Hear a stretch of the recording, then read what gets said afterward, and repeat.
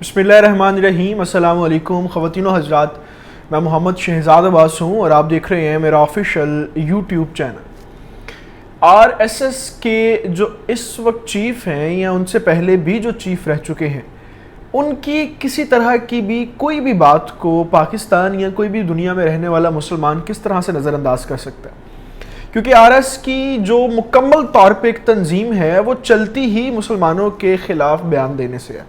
جب وہ دیکھتے ہیں کہ ان کی اپنی طاقت کو اور اپنی ان کی بھارت کے اندر اپنا جو ان کا اثر و رسوخ ہے، جب وہ دیکھتے ہیں کہ کم پڑ رہا ہے، وہ ماند پڑ رہا ہے، تو وہ مسلمانوں کے خلاف ایک اور بیان دے دیتے،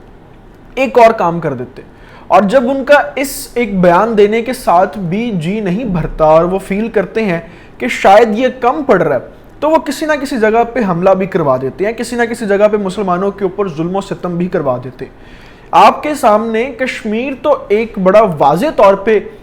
جو ہے وہ مقدمہ ہے نا، اس کے علاوہ بھی بھارت کے اندر روزانہ کی بنیاد پر مسلمانوں کے اوپر مختلف ظلم و ستم ہوتے ہیں۔ ان کا مطالعہ اور تحقیق کی جائے تو پیچھے آر ایس ایس کی ہی تنظیم پائی جاتی ہے۔ تقریباً ہر جمعے کے اندر جو ہے وہ بھارت کے اندر پچھلے کوئی 3 سے 4 مہینوں میں ہر جمعے کے اندر مسلمانوں کو نماز جمعہ کی جو ادائیگی ہوتی ہے اس سے تنگ کیا جاتا ہے۔ ہر جمعے کو یہ معاملہ ہوتا ہے، ہر ہفتے کو جو ہے وہ پاکستان کے تمام تر جو نیوز پیپرز ہیں ان کے اندر یہ خبر چھپی ہوتی ہے۔ اچھا، آر ایس ایس کا جو ایک معاملہ ہے وہ تو ہے، اس کو آپ کو میں بتاتا ہوں، لیکن اس کے ساتھ جو دوسری ان کی ابھی حکومتی جماعت بھی ہے، بی جے پی، وہ بھی جو ہے وہ کوئی کسر باقی نہیں چھوڑتی۔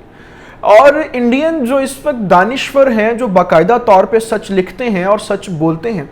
یہ انہی کی زبانی ہے کہ بھارت کے اندر جو سرکار چلتی ہے وہ آر ایس ایس اور بی جے پی کی جو ملی ایک بھگت ہوتی ہے اس سے چلتی ہے۔ اور ان دونوں کا ایک جو اپنا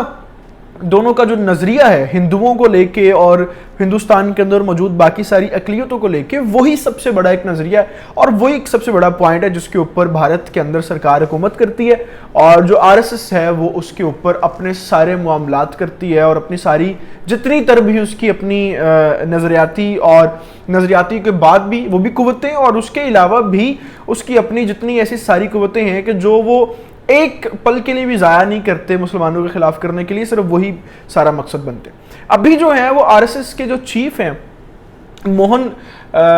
بھگوت، ان کی طرف سے ایک کل رات کو جو ہے وہ بیان بازی کے اندر پاکستان کے اوپر جو ہے وہ بڑے الزامات عائد کیے گئے، اور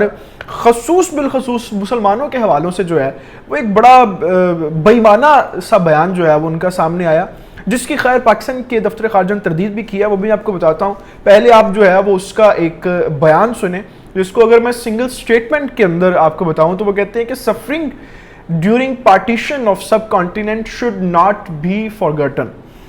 اور ہم اس کو جو ہے وہ کبھی بھی نہیں بھول سکتے کہ ہندوؤں کے ساتھ جو ہے وہ مسلمانوں نے کیا کیا تھا، اور اس کو ہم اگر بھلاتے ہیں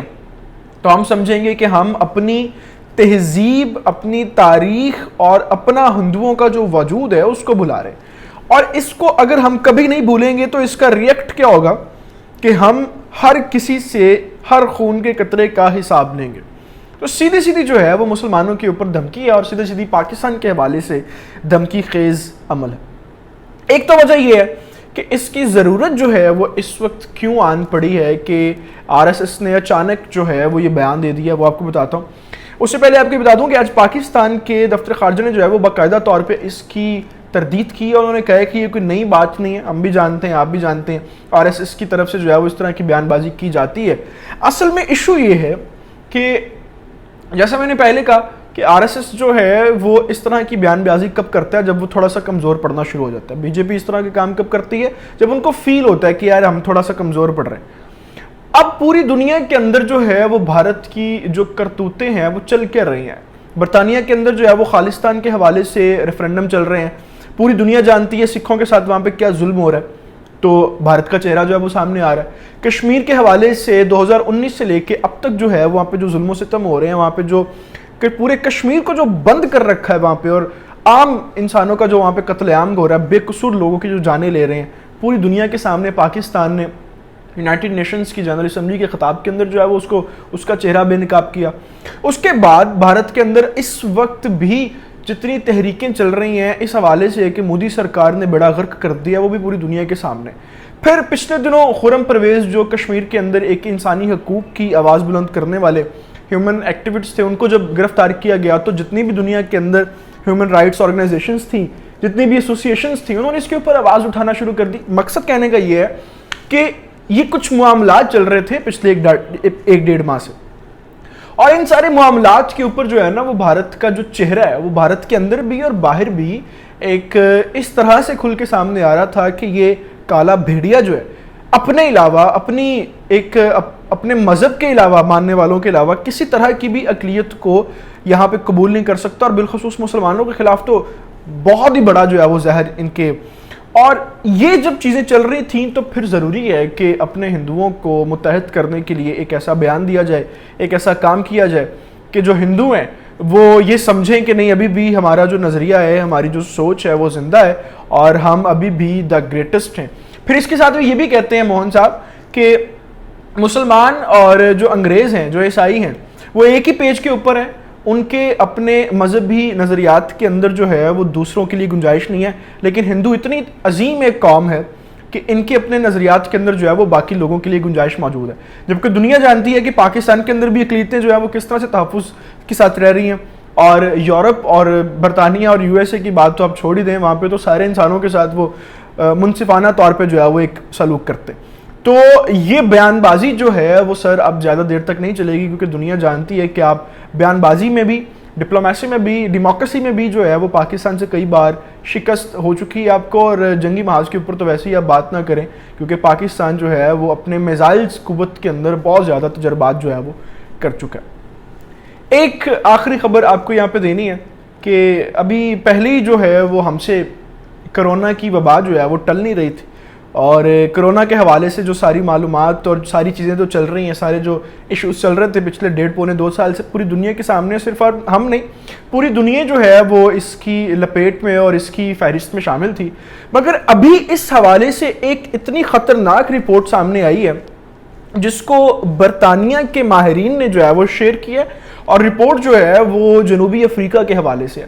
وہ یہ کہتے ہیں کہ اس رپورٹ کی اور اس وائرس کی جو اہمیت ہے اس کو آپ سنیں ذرا اور سمجھیں. وہ کہتے ہیں کہ جو کرونا کا وائرس تھا اس میں وہ اتنا خطرناک تھا کہ اس کے اندر صرف 2 جینیاتی تبدیلیاں پائی گئی تھی، اور وہ ہم اس کو اتنی کیٹیگرائز میں کر رہے تھے کہ وہ اتنا خطرناک ہے. لیکن ابھی جو وہاں پہ جنوبی افریقہ میں وائرس